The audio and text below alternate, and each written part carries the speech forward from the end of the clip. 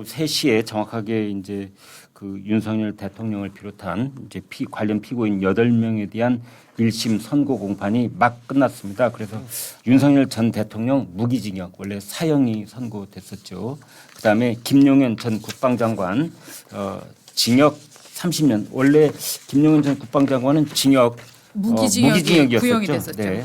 그다음에 노상원 전 정보사령관이죠. 징역 30년이 구형이 됐는데 징역 18년. 그다음에 조지호 경찰청장, 김봉식 서울경찰청장 각각 12년 10년 선고가 됐고, 그다음에 목현태 전 국회 경비대장 징역 3년, 그리고 김용군, 윤승영 두 사람은 무죄가 선고가 됐습니다. 네.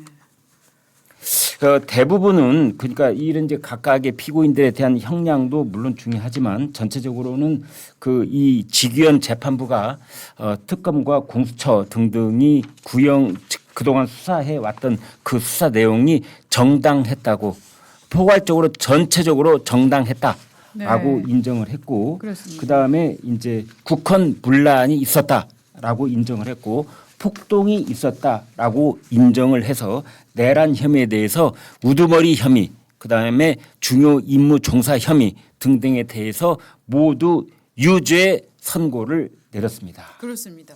그런데 이제 그 지난번에 있었던 한덕수 총리에 대한 전 총리에 대한 1심 선고 때에 판사가 말했던 결이 있지 않습니까? 네. 이를테면은 이번 뭐 저 내란은 국민의 뭐였죠? 국민의 눈물로 극복이 되었다, 이런 굉장히 감수성 어린 말을 이제 굉장히 많이 했었던 저는 기억이 나는데, 네. 그것과 비하면은 오늘 지규현 부장판사의 선고문은 또 다른 측면으로 굉장히 여러 가지 이제 이 논리가 있는데, 이를테면은 전체적인 검찰의 수사권도 맞았다, 수사 지휘하는 것도 괜찮았다. 네. 이를테면은 뭐 증거의 위법 수집을 했다, 증거가 위법 수집되었다라고 피고 측에서 주장을 하지만 그것도 기각을 한다라고 얘기를 하면서도 또 군데군데에 있어서는 윤석열 그 피고 측의 여러 가지 주장들도 어느 정도 또 인정한 바가 있고, 특히나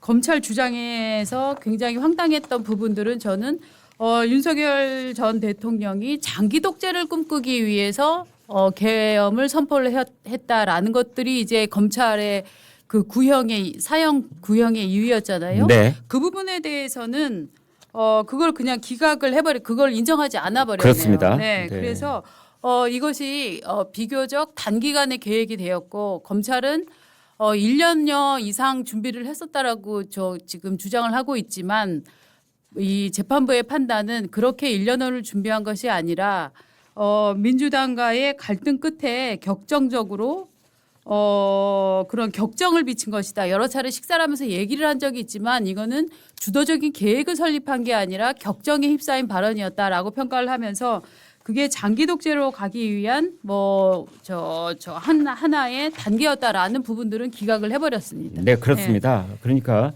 지난번에 한덕수 전 총리에 대한 이진관 재판장의 그 판결문하고는 사뭇 대비가 되는 건데요. 그렇습니다. 제가 핵심적인 부분을 이제 말씀을 드리겠습니다. 왜냐하면 이 지금 이제 서울중앙지법 형사 25부 지규현 판사는 이것이 중요하다, 이것이 핵심이다, 이렇게 마치 우리 중고등학교 이 참고서에서 중요 표시를 하듯이 그렇습니다. 그게 중요하다는 말을 여러 차례 강조를 해서 저희가 저희 시청자들께 전달해드리기가 매우 이제 저희들도 뭐 이해하기 아주 쉽게, 그다음에 개인적인 어떤 감정이 휩싸인 얘기가 아니고 네. 법리적 판단이다라는 법리에 대한 판단이란 말을 본인이 얘기를 했어요. 네. 지금 말씀하신 것처럼 1년 전에 계엄을 모의했다, 이거 무죄, 증거 부족. 그다음에 장기 독재를 꿈꿨다, 이것도 증거 부족, 무죄. 그다음에 노상원 수첩 증거 능력 부족.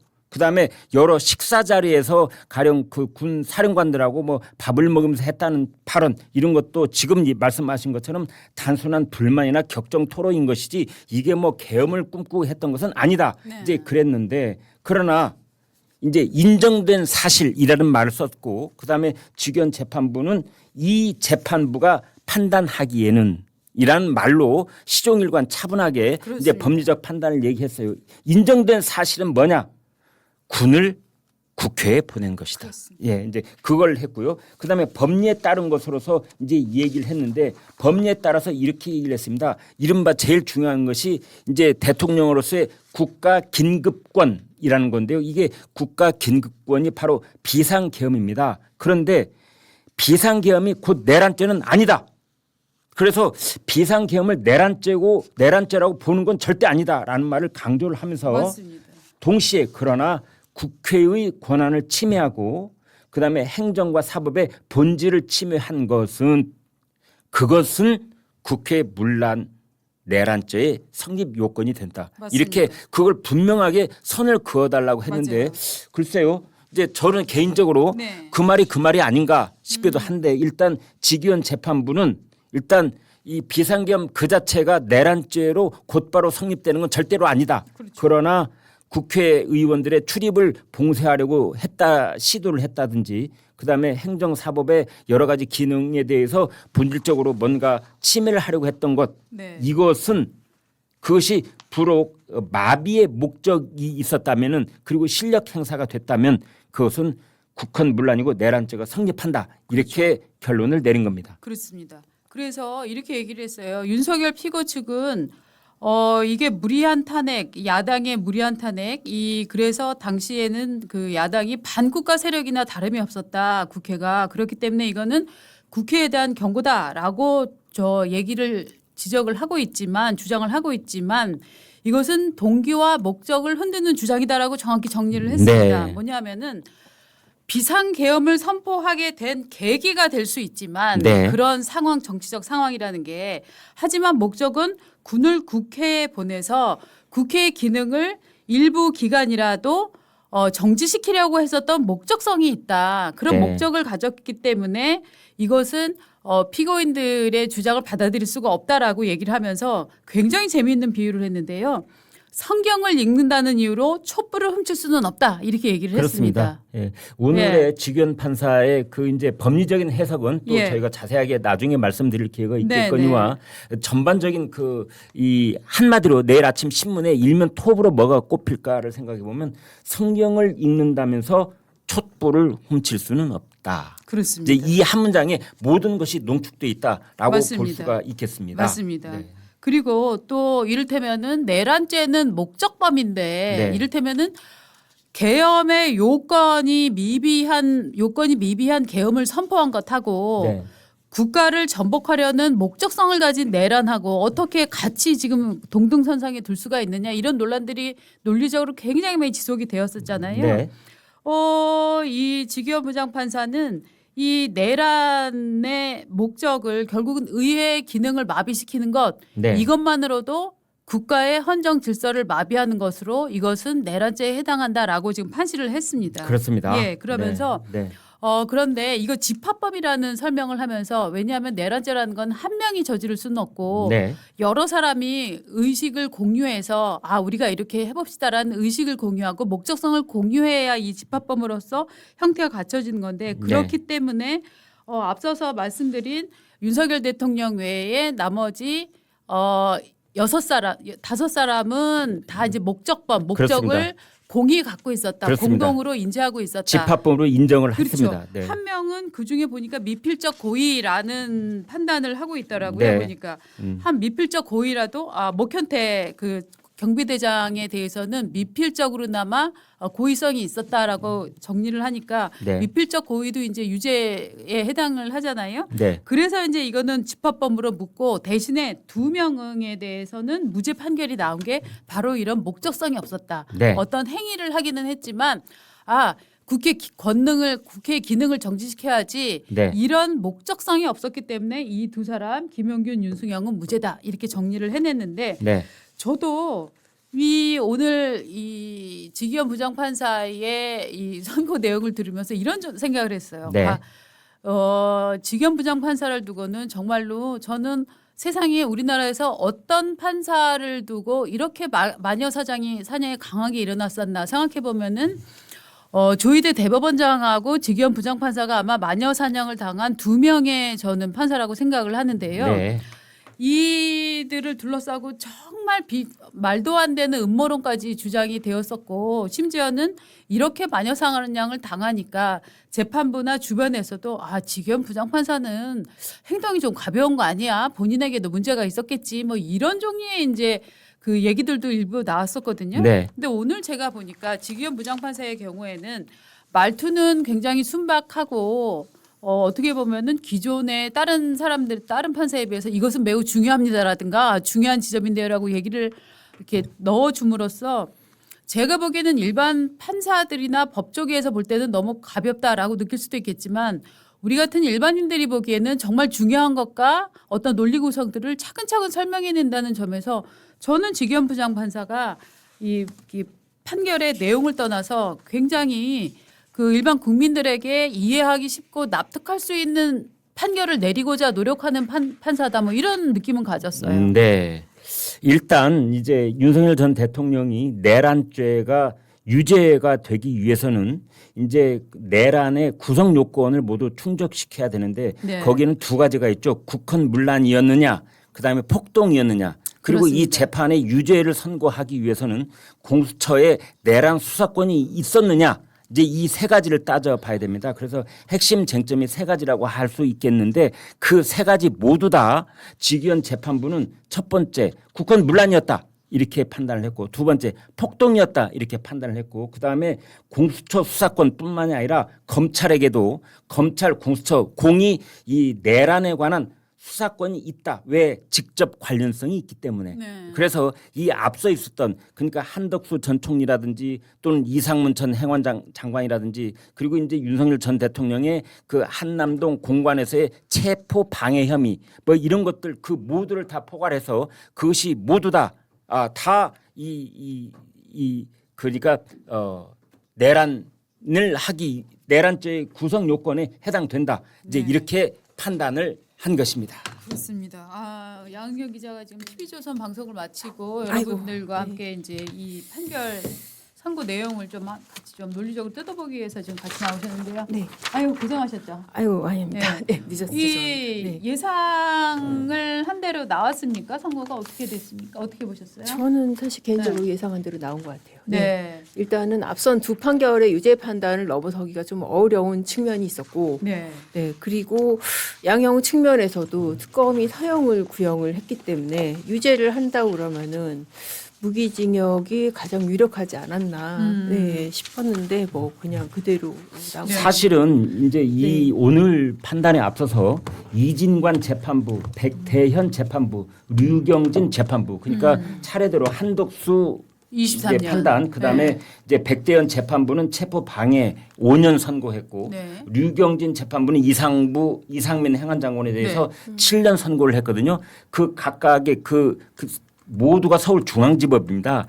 여기서 앞선 그 재판부는 모두 다 계엄 선포가 내란 혐의를 벗어날 수 없다라는 공통된 인식을 가지고 있었는데 오늘 지기현 판사도 거기에 그 궤를 같이 하는 물론 법리적 그런 설명은 굉장히 좀 다른 부분이 있습니다만 결론은 그런 것이라고 할 수 있겠습니다. 네. 오늘 지기현 부장판사가 어떻게 보면은 이게 판사의 선고문을 읽는데요. 마치 학원 강사가 밑줄 세우라고 설명해 주듯이 짧게 설명을 그렇죠. 해주는데 네. 좀 이례적인 경우 아닙니까? 이게 아무래도 네. 제가 보기에는 판결의 설득적 기능 네. 거기에 상당히 방점을 찍은 게 아닐까 싶어요. 네. 왜냐하면은 사실 많은 분들이 특히 방송 보시는 분들이 의문을 갖고 있는 게 대통령의 비상계엄 행사가 네. 어떻게 비상대권 행사가 어떻게 내란죄가 될 수 있냐 그 부분이잖아요. 그렇습니다. 그러니까는 그 부분을 설명을 하기 위해서 그 영국의 뭐 찰스 2세의 사례까지 해가지고 그때 당시에 어떤 의회를 해산한 그런 부분에 대해서 왕에 대한 충고를 무시하고 의회를 해산한 그런 부분에 대해서 결국 뭐 내란죄로 사형까지 선고를 받고 이 집행까지 된 뭐 이런 사례까지 언급을 하고 했었거든요. 이제 그 부분에 대해서 지기현 판사가 이런 말을 썼어요. 아까 우리가 얘기했던 성경을 읽는다면 촛불을 훔칠 수는 없다. 그거에 뭐 버금갈 만한 얘기를 또 했는데 왕이 국가에 대해서 반역할 수 있다. 그렇죠. 그러니까 영국의 찰스 1세 사건을 예로 들면서 강제로 의회를 해산했고 그것이 내전으로 비화가 됐으면 나중에 반역죄로 이제 사형을 당했다. 그런 사례를 들었어요. 그래서 이제 흔히 우리가 대통령이 어떻게 자기가 집권의 중심인데 어떻게 이게 스스로가 반란이고 내란이 될 수 있느냐 이런 얘기를 했는데 거기에 직위원 재판부는 아니다. 왕도 국가에 대해서 반역할 수 있다는 게 영국 사례 찰스 1세 사례였다. 이렇게 판시를 했습니다. 이 찰스 1세 사례가 무려 1649년에 일어난 일이에요. 그러니까 지금 2025년이니까 네. 뭡니까 이거 한 40년 전 얘기, 400년 전 얘기 아닙니까? 그 근데 400년 전 얘기를 네. 가져와서 국민들에게 설명을 해야 할 만큼 네. 이렇게 이것이 역사적 연원이 있는 정신이다라고 설명을 하기 위해서 굉장히 정말 저는 정말 1649년 사건을 갖고 오는 거 보고 깜짝 놀랐는데 찰스 1세 사건부터 얘기를 하면서 결국은 당시 이제 얘기를 했는데 당시에 이제 판결 핵심 논리가 이거였다고 합니다. 왕은 국가를 위해서 존재한다. 국가가 왕을 위해서 존재하지 않는다. 그렇기 때문에 왕도 국가의 질서를 지켜야 한다라는 이제 논리 구성으로 왕에게 이제 의회에 대해서 전쟁을 일으킨 반역자라는 이제 판결이 내려지고 그래서 1649년 1월 30일 이제 처형이 된 사건 이것까지 소환을 하면서 왜 대통령의 저 비상계엄 그 사건을 내란죄로 처벌할 수밖에 없는가에 대한 논리 구조를 쌓아가고 있더라고요. 그렇죠. 그리고 또 뭐 그런 얘기도 했어요. 그 주변국 사례를 당연히 그거 외에도 당연히 찾아봤는데 맞습니다. 개발도상국 같은 경우에는 이렇게 의회의 기능을 이 대통령이 정지시킨 사례가 여러 개가 있지만 처벌된 사례는 어렵다. 찾기 어렵다. 왜냐하면은 일단 성공하면은 처벌 대상이 아니고 성공한 쿠데타는 처벌할 수 없다고 그러잖아요. 그리고 실패한 경우에는 망명을 하기 때문에 그래서 이 개도국의 사례에는 있더라도 처벌 사례가 찾기가 어렵고 선진국의 경우에는 그런 얘기를 했어요. 대통령과 의회의 갈등 사례 자체가 잘 없다. 이 사태까지 오지 않도록 제도적인 이 설계를 치밀하게 꼼꼼하게 했다. 그러니까 우리는 그렇지 못했다는 것이죠. 그래서 결국 이 사태까지 온 것이다. 이제 그런 식으로 이 설명을 하더라고요. 네. 직위원 재판장이 1시간 네. 동안 이제 쭉 선고문을 말을 하면서 가장 중요한 것 본인의 표현입니다. 가장 중요한 것이라고 전제를 한 다음에 말한 대목이 있어요. 그게 뭐냐면 그러니까 오늘 1시간 말한 것 중에 가장 중요한 것이라고 했는데 그거는 이제 군이 국회와 중앙선관위에 투입된 목적이 무엇이었느냐 이제 이걸 따져 들어갔는데요. 그건 봉쇄를 하고 체포하기 위한 것이었다. 그리고 토의와 의결을 못하게 한 것이었다. 네. 이제 흔히 윤석열 전 대통령 변호인단이 말하기를 아니 어떻게 3시간 했는데 아니 6시간 했는데 그게 내란이 될 수 있느냐 그랬는데 직위원 재판부는 그게 아니라 상당 기간 기능을 못하게 하기에 충분했다. 네. 그리고 철수 계획이 없었다. 맞습니다. 만약 3시간 6시간이었다면 당연히 철수 계획도 있어야 되는데 그것이 없었다. 그래서 국회와 선관위를 기능을 상당 기간 마비시키려고 하는 그런 계획이 있었다고 볼 수밖에 없다. 이렇게 판단을 했어요. 그렇죠. 그래서 국회 활동 재개 여부가 결국 윤석열 피고인의 마음먹기에 따라 달려 있었다. 그렇죠. 그렇기 때문에 저 상당 기간 이 저 기능이 정지될 것을 예비하고 있었다 이런 표현을 썼더라고요. 그렇죠. 아마도 이제 지금 네. 뭐 판결문에는 상세히 담겼을 것 같은데 네. 사실 공소장도 그렇고 우리 지금까지 심리의 내용 중에 그 부분이 있잖아요.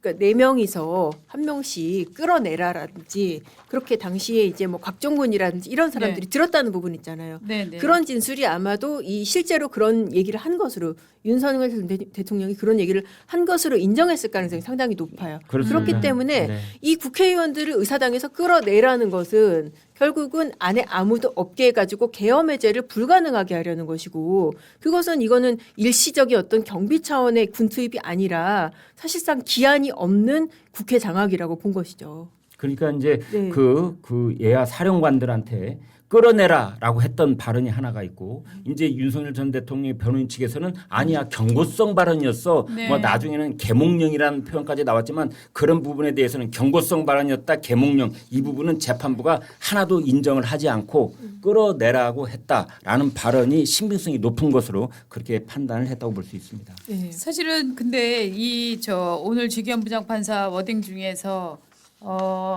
이 뭐 유죄를 윤석열 대통령에 대해서 저 무기징역을 선고하고 사실은 뭐 이렇게 선고가 이렇게 많이 낮아졌다라고 볼 수는 없어요. 네. 그렇지만 저는 굉장히 의미 있는 얘기가 나왔다라고 보는 게 윤석열 피고인이 1년 전부터 장기 독재 의도를 갖고 이 계엄을 준비했다라는 것들을 그게 증거가 부족하다라고 그렇죠. 기각을 했습니다. 그다음에 노상원 수첩의 경우에는 작성 시기도 그렇고 내용의 일관성도 없고 이거를 증거로 받아들일 수가 없다라고 또 기각을 했습니다. 그다음에 여러 차례 식사하면서 이제 계엄하겠다라고 얘기한 부분도 의도나 구상을 내비친 게 아니라 하소연이고 격정을 내비친 것이다라고 하면서 지나치게 준비가 허술했고 그런 이런 치밀한 것의 흔적을 찾아보기 어렵다라고 지금 요 부분들을 이제 기각을 해서 네. 윤석열의 계엄은 장기 독재를 위한 발판이었다라는 이제 정치권의 주장을 이제 완전히 그냥 기각을 해버렸다 이렇게 보여지고요. 네. 또 하나는 아까도 저 양경 기자가 잠깐 설명을 했지만 이 유사한 사례 즉 대통령이 그 자신이 국가의 수반인데 어떻게 국가에 대해서 내란죄를 저지를 수 있느냐 이거를 이제 반박을 하면서 개도국 사례는 참조를 할 게 없다. 그렇죠. 선진국에는 의회의 기능을 이렇게 정치한 적이 없다. 왜 그러냐 봤더니 선진국은 이 정도의 갈등이 안 생기더라. 제도적으로 꼼꼼히 그 절차를 만들어 놨더라. 이런 얘기도 했어요. 의회가 신중하게 판단을 하더라. 네. 네. 임기 내에 국회의원에 대한 중간 신임 투표도 있더라. 상하원제를 하면서 또 일본 경우를 얘기하면서 그 이를테면 국회 해산 같은 것도 있더라. 네. 상징적 의미에서 이런 왕이 또 왕권이 있는 나라는 상징적 의미에서의 왕이 갈등을 중재하기도 하더라라고 네. 하면서 네. 우리나라의 중재 기능이나 절제 기능이 없음을 저는 사실은 이렇게 넣었을 때는 당시 야당에 대해서도 강하게 좀 비판을 하고 있다는 느낌을 받았습니다. 네. 네. 지난번에 헌법재판소에서 윤석열 대통령 파면 결정을 내릴 때도 그 비슷한 취지의 문구가 들어간 바 있죠. 그러나 그렇습니다. 이제 이런 것들은 나중에 우리가 이제 꼼꼼하게 정치적으로 또는 이제 전반적인 그 우리나라 입법부가 과도하게 권력을 장악하고 있는 부분에 대해서 비판할 때 그 근거로 이제 우리가 인용할 수는 있겠으나 이번 판단을 내릴 때 그러니까 형량을 결정함에 있어서 크게 작동한 것 같지는 않은데 그렇습니다. 아무튼 그것이라고 하더라도 이 앞선 몇 번의 내란 관련 재판의 그 선고문과는 달리 직연 재판부는 꼼꼼하게 법리적 판단에 충실하려고 노력한 건 아닌가 이런 부분이 있습니다. 네. 내용 보시면서 네. 이 점 다른 판사들이랑 다르다라고 느껴졌던 부분들은 어떤 부분들이 있을까요? 일단은 선고가 생각보다 좀 빨리 끝났죠. 그러니까 보통은 막 네. 그냥 줄줄이 다 맞아요. 읽으면서 뭐 두세 시간은 좋게 걸릴 줄 오늘 알았는데 석가시분도 5시 넘어야 나올 거라고 그렇죠. 그렇게 기사가 일단 맞아요. 나왔잖아요. 네, 왜냐하면은 요새 네. 웬만한 선고가 다 1시간은 넘어가고 네. 특히나 이 사건은 피고인이 8명이고 그러게요. 내란 사건의 사실 제일 핵심적인 본체에 그렇습니다. 해당하는 사건이잖아요. 네. 그래서 최소 2시간은 넘겠거니 했었는데 정말 핵심만 짚고 핵심 중에서도 중요한 것만 추려서 이게 우리 재판부는 가장 중요하다고 당연 중요한 문제라고 본다라고 네. 그런 부분들을 되게 잘 짚어줬던 것 같아요. 네. 네. 그러니까 이번에 이제 하나 특징적인 것을 본다면 작년 3월에 주기현 판사가 윤석열 전 대통령 구속 취소를 하고 석방 결정을 낼 때 공수처가 내란죄 수사권이 있는 여부에 대해서 우리나라 법이 제대로 정비가 되어 있는 부분이 없다라고 지적을 하면서 그걸 석방을 했었거든요. 그러나 이번에 달라진 부분은 공수처에 수사권이 있다. 직접 관련성이 있을 경우에는 수사가 가능하다. 라는 판단을 또 했어요. 그래서 1년 전하고 지금하고 주기현 판사가 달라진 부분 이제 외형적으로 드러나서 말이죠. 이 부분은 공수처의 내란 수사관의 존치 여부 이것에 대해서 주기현 재판부도 직접 관련성이 있으면 수사할 수 있다. 가능하다. 이런 판단을 내린 부분이 아주 특징적으로 눈에 띄었습니다. 저는 이 부분 잘 네. 이해 안 되더라고요. 이를테면 수사를 하고 있는데 이게 수사를 하다가 연결성이 있기 때문에 이거를 인지했으면 그냥 이 조직이 상설 조직이기 때문에 심지어는 이게 이 특검처럼 저 임시적인 조직이 아니라 공수처라는 상설 조직이기 때문에 여기에서 수사권이 명확히 규정되어 있지 않더라도 직접 연결성이 있어서 수사를 하게 되면 수사를 해도 된다. 이게 맞습니까, 이 논리가? 이게 사실 그래서 뭐 윤석열 전 대통령 변호인단 쪽에서는 네. 어떻게 이를테면은 절도죄 수사할 수 있다고 살인죄까지 수사할 수 있냐. 네. 직권남용하고 내란은 그만큼 죄의 무게가 다른데 분말이 전도됐다라는 직권남용 표현을 썼죠. 그렇죠. 네. 수사권 있다고 이 내란죄를 수사할 수 있다는 건 말이 안 된다라는 게 이제 그쪽의 논리였었는데 이 부분에 대해서도 그 부분 그런 주장도 있다라고 하면서 네, 뭐 네, 그렇게 네. 얘기를 했어요. 그런데 이제 이 지금 대법원 판례에 따르면은 이런 직접 관련성 그러니까 지금 법에 따라서도 수사 중 인지된 관련 범죄 그런 수사 중 직접 인지한 직접 관련된 범죄에 대해서는 수사권이 있다라고 네. 하는데 그 마침 또 그 사이에 나온 대법원 판결에 따르면은 이 관련성이라는 거를 반드시 그렇게 좁게 해석하지는 않는다. 그런 식으로 약간 대법원 판례 하나를 타고 넘어가서 그렇죠. 그렇게 해서 이제 이 관련성이라는 거를 뭐 인정이 될 수 있다. 그렇게 지금 본 것 같아요. 작년 9월에 대법원 네. 판례가 있었는데 그때는 직접 관련성을 대법원이 굉장히 엄격하게 제한하는 것처럼 그렇게 해석이 된 부분도 있었어요. 그런데 오늘 직연 재판부는 그 부분에 대해서 이제 피고인 측이 윤석열 대통령 피고인 측이 공수처의 수사권이 없다라는 부분에 대해서 뭐라고 표현을 했느냐. 직연 판사의 발언입니다. 일리가 전혀 없는 것은 아니다. 그러나 수사권이 잠탈됐다고 하는 주장은 받아들이기 어렵다.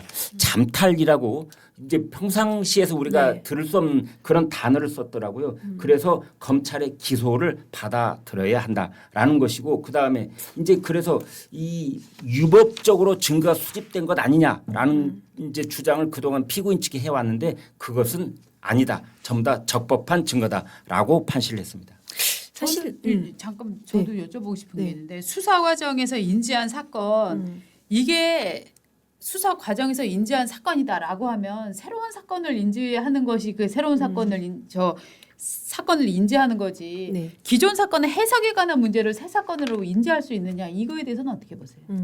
그러니까 이게 좀 어떻게 보면은 좀 불가피하게 타고 넘어가야 되는 부분에 그러니까 사실 이 부분의 논리가 저도 막 선뜻 들어서 아 이게 그렇구나 내가 모르던 부분이구나 그렇게 생각되지는 않아요. 그렇죠. 아직까지도 네. 이게 과연 소가 대를 타고 넘어갈 수 있는가 크기로 봤을 때 그 부분에 대한 의문은 좀 남는 부분이기는 해요. 참 어떻게 보면은 조금 약간 자기 모순적인 판단일 수 있고 앞서 자기가 구속 취소를 할 때는 공수처 수사권에 대해서 의문을 가지고 구속 취소를 했을 텐데 과연 지금의 물론 이제 판결문에는 더 자세히 썼을 수도 있는데 지금 공개된 판결 유지만으로는 과연 그 부분이 확실히 해소가 됐는지 된다. 좀 근데 최근에 이제 김건희 여사 판결을 보면은 네. 공소 기각을 하면서 직접 관련성이 없다라고 판시한 부분이 두어 건이 있었어요. 그렇죠. 그래서 지금 서울중앙지법이 그런 분위기가 있는가 우리가 그런 해석도 일시적으로 했었거든요. 그래서 직접 관련성을 얼마나 엄격하게 볼 것이냐 예컨대 갑돌이가 소를 옆집 소를 훔쳤다. 네. 그래서 그 수사를 하고 보니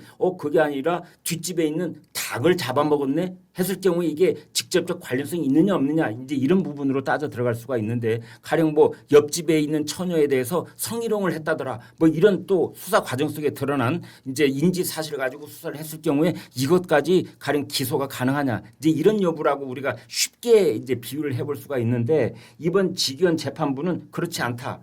그 근거는 앞선 세 가지 재판에서 드러났듯이 이거는 똑같은 사건이다. 직접 관련 직권 남용과 그다음에 내란 이것이 별도로 따져 있는 것이 아니라 가령 소를 훔친 것과 닭을 훔친 것 이렇게 별도가 아니라 동일한 사건의 앞뒤 동전과 양면처럼 이렇게 엮여 있는 것이다. 이렇게 판단을 했다고 볼 수 있습니다. 사실 어떻게 네. 보면은 이거는 법적으로 봤을 때 뭐 그렇게 볼 수는 있어요. 공소 사실의 동일성이라고 하거든요. 네. 기본적으로 사실관계는 동일한 거 아니냐. 결국 네. 12월 3일 그날 있었던 일 아니냐. 12월 3일 날 그때 이제 뭐 비상기원 발동해가지고 국회에 군 보내고 선관위에 군 보내고 이 사실관계를 뭐 어떤 법리적으로 뭐 내란으로 구성하기도 하고 아니면은 그 과정에서 아랫사람들한테 지시한 거는 직권남용으로 구성을 했다 그러면 어차피 사실관계는 동일한 거 아니냐. 뭐 이런 판단일 수 있는 거죠. 아니 그런데 이게 네. 사실은 이런 판단은 결국은 피고에 대해서 유죄를 주기 위해서는 가능한 판단이지만 반대로 뭐라고 얘기를 했냐니까 특검의 경우에는 수사 범위를 한정을 하잖아요. 그렇죠. 그런데 그러니까 이제 거기 직위원 부장판사도 얘기를 했습니다. 특검의 경우는 임시 조직이고 거기에 수사의 대상도 명확하게 이제 법률로 정하지만 공수처인 경우에는 상설 범죄 수사 기관이므로 일률적으로 제한하기는 어렵다. 그렇다고 한다면 공수처 설치법 같은 것들을 왜 만들겠습니까? 공수처 설치법은 분명히 설치법을 만들어서 수사 대상을 명시하는 거 아닙니까? 그렇죠. 그런데 그 명시된 대상에서 벗어나는 죄가 있다고 한다면 이 죄를 여기서 수사하는 게 맞느냐라는 거는 법률로서 설명이 돼야 되는데 그게 아니라 이 조직은 어차피 상설 조직이기 때문에 이걸 해도 돼라는 저는 사후적 판단이 아닌가. 그렇죠. 결국은 이 판단이라는 게 뭐 물론 이렇게 벌어지고 나면 사후적으로 판단할 수밖에 없지만 저는 지기현 부장판사의 논리 중에서는 이 부분이 굉장히 논리적으로는 많이 허술하다라는 느낌을 좀 받았어요. 그러니까 이게 사실 어떻게 보면 이건 입법으로 해결해야 될 부분이지 네. 이거는 사법부가 적극적으로 해석을 해서 수사권을 인정하는 게 이게 맞느냐 네. 그거는 충분히 의문이 생길 수 있는 부분인 거죠. 네, 그러니까 참 공수처가 네. 이 부분을 수사하는 것이 합법이냐 아니냐를 지기현 부장판사는 합법이라고 했는데 라고 얘기를 할 수 있지만 그거에 대해서도 논란이 종결된 것은 아니다라고 봐야 될 것 같아요. 네, 네. 그러니까 이 부분은 사실 제가 봐도 뭐 다른 논리들은 비교적 그래도 깔끔하게 설득력 있게 전개를 했다는 생각이 드는데 네. 이 부분은 좀 굉장히 뭐랄까 좀 비약적이다 이런 느낌이 들기는 그렇죠. 해요. 네. 네. 이거를 논리를 구성하는 게 굉장히 본인도 힘들었.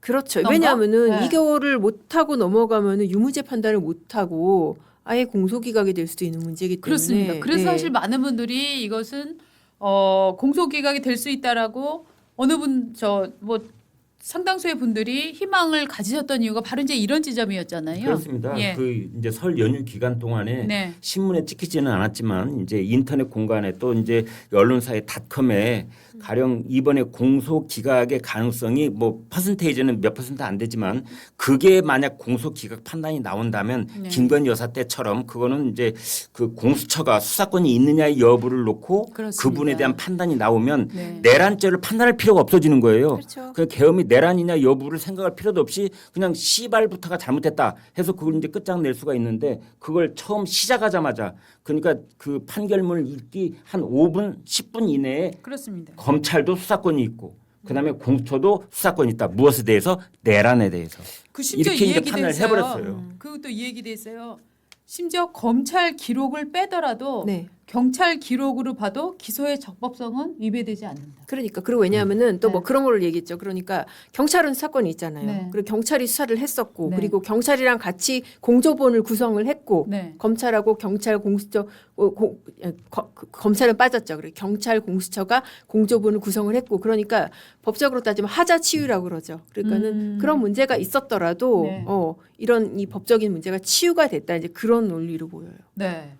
하여튼 이 부분의 논리를 쌓아가느라고 상당히 처음부터 많이 애를 쓰고 많이 논리 구성을 쌓았다고는 생각이 되지만 검찰 기소를 기록을 빼더라도 경찰 기록으로도 충분하다. 이럴 거면 앞에 그러면은 공수청 얘기를 왜 그렇게 많이 했나? 설사 그러니까 뭐 우리 네. 판단이 1심이니까 이게 완벽 네. 최종 판결은 아니잖아요. 네. 그러니까는 그 부분에 구멍이 있더라도 다른 증거로도 유죄가 인정이 된다. 이제 뭐 네. 그런 취지로 얘기를 한 것 같아요. 그렇습니다. 네. 네. 저는 개인적으로는 이제 그 지난 1년 동안 가지고 있던 끊임없는 의문 중에 하나가 이제 대통령제의 우리나라의 경우에 대통령이 헌법 77조에 근거를 해서 비상계엄을 선포한 것이 곧바로 내란죄의 구성 요건이 될 수 있느냐의 여부에 대한 궁금증이었고 네. 그분에 대해서 어떤 판사가 어떤 판단을 내려도 좋은데 우리 같은 보통 사람이 듣고 고기를 끄덕일 수 있는 법리적 근거를 좀 대줬으면 네, 하는 네. 그런 아쉬움들이 있었어요. 그런데 오늘 직연 판사의 그 이 직연 형사 25부의 그 판단은 뭐냐? 대통령의 국가 긴급권이라는 표현을 쓰면서 말을 네. 시작했는데 그것이 내란죄에 성립되는지 여부를 살펴보겠다. 그래서 그것이 비상계엄이 내란죄가 되는지의 형식적 실제적 요건을 가졌다고 말할 수는 없다라고 한 다음에 그러나 내란죄가 성립된다고 보는 것 이라고 이제 본인 얘기를 또 하고 재판부 얘기를 하고 반대 의견도 양립 가능할 수가 있다라고 했습니다. 그래서 이제 그 실제적 요건으로 봤을 때는 내란죄가 아니다라고 했는데 그러나 항상 그러나 다음이 중요한데 국회의 권한을 침해를 하고 네. 그다음에 행정사법의 본질을 침해했다면 네. 그것은 마비의 목적이 있었기 때문에 실력 행사가 뒤따랐기 때문에 네. 그것은 내란죄가 성립된다. 네. 이제 이 부분이 저한테는 가장 오늘 판결의 핵심적인 내용인 것 저도 같고 그렇죠. 이제 이것이 앞으로 항소심에서는 내란 전담 재판부죠. 이제 서울 고등법원의 내란 전담 재판부로 이 사건은 넘어가게 되는데 거기서는 또 어떻게 얘기를 할지 그러니까 이 1심 판결을 고스란히 받아들일지 아니면 어떤 또 새로운 그 법리적 판단이 나올지 지켜볼 수 있겠습니다.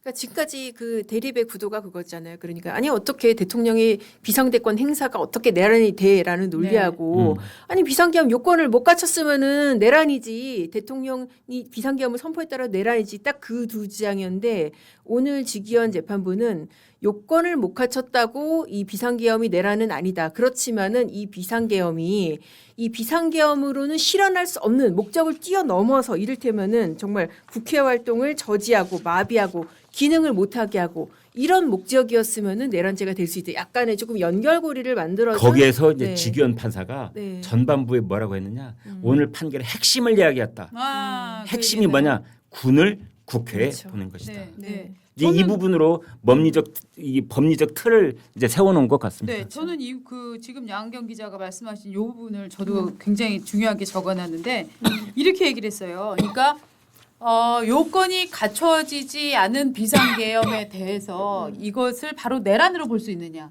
이것이 처벌사항이냐, 이거에 대해서 지기현 부장판사는 이렇게 얘기를 했어요. 실체적 요건을 갖췄는지 여부를 따지는 건 이것은 결국 대통령의 고유한 권한이다. 그렇죠. 그러니까 네. 실체적 요건이 갖췄냐 안 갖췄냐 이거는 사법적 판단의 대상이 아니라고 했어요. 또 절차적 요건을 완비를 했느냐 요것도 그 정도를 따지기가 매우 어렵다. 그렇기 때문에 흔히 말하는 절차적 요건을 완비하지 않은 비상계엄은 선포는 내란이다. 이것도 성립하지 않는다라고 그렇죠. 얘기를 했어요. 네. 그래서 대통령의 고유 권한을 굉장히 많이 인정을 해주면서도 그런데 고유 권한에 대한 시비를 걸겠다는 게 아니라 그 고유 권한이 어떤 것을 목적했는가 그렇죠. 이 목적했는 것을 봤더니 목적이 바로 의회를 마비시키고 그것도 상당 기간 마비시키겠다는 나는 증거를 보았다라고 그렇죠. 얘기를 하는 거죠. 네. 그 증거가 무엇이냐?